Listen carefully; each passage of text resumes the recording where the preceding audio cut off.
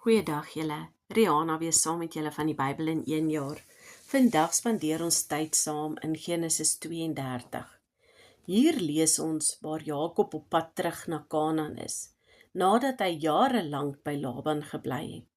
Op hierdie terugtog kry hy die slegte nuus dat sy broer Esau hom tegemoet kom met 400 manne.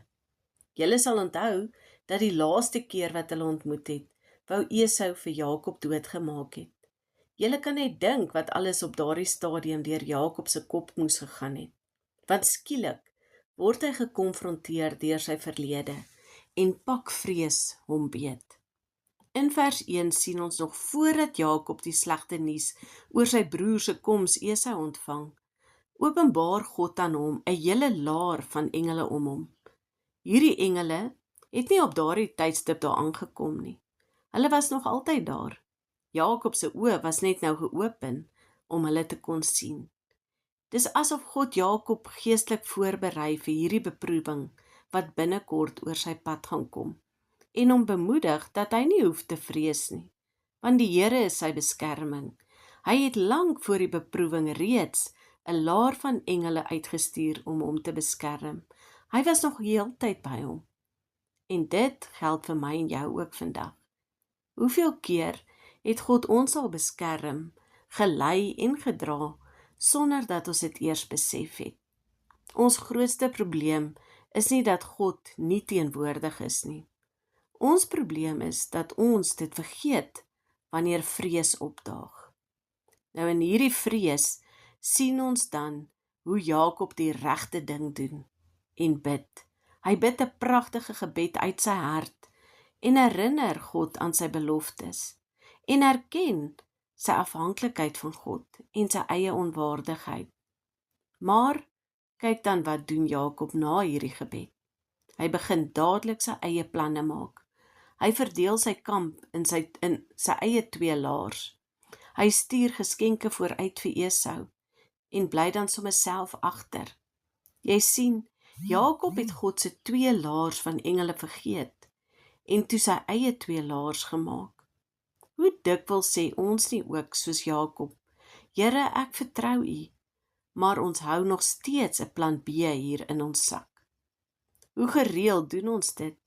Ons bid, maar ons beheer nog steeds die situasie en maak uit vrees ons eie planne. Jy sien, die oomblik wanneer ons in moeilike situasies kom, word dit wat ons nog nie oorgegee het aan die Here ontbloot. In Jakob se geval was dit vrees. Jy sien, God wil nie net ons probleme oplos nie. Hy wil ons verander. In vers 24 gebeur iets met Jakob wat baie groter is as sy vrees vir Esau. In sy alleenheid, in sy vrees, ontmoet God vir Jakob deur met hom tot dagbreek toe in 'n worstelstryd betrokke te raak. Hierdie was nie 'n vinnige stoei geveg nie. En as ons nou mooi terugdink, het Jakob sy hele lewe lank deur slinksheid gewen. Maar hier ontvang hy die oorwinning en wen hy eindelik deur te verloor, as jy verstaan wat ek bedoel.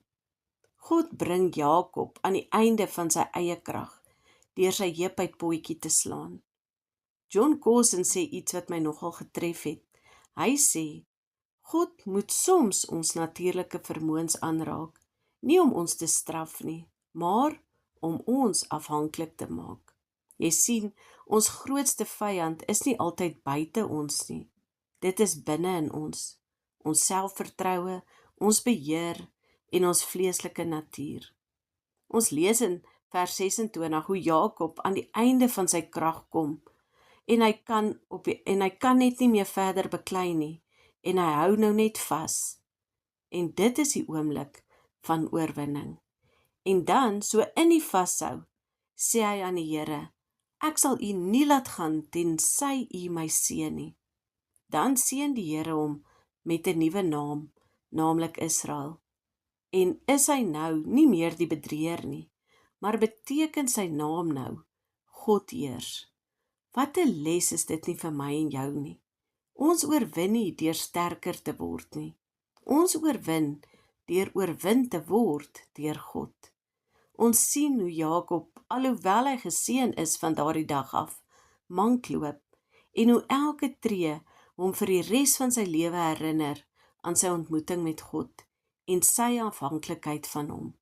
Ek wil jou aanmoedig vandag om nie bang te wees vir jou Esau nie, want dikwels dit wat ons vrees, kan die instrument wees wat God gebruik om jou juis te verander. Bid, maar laat vaar jou plan B.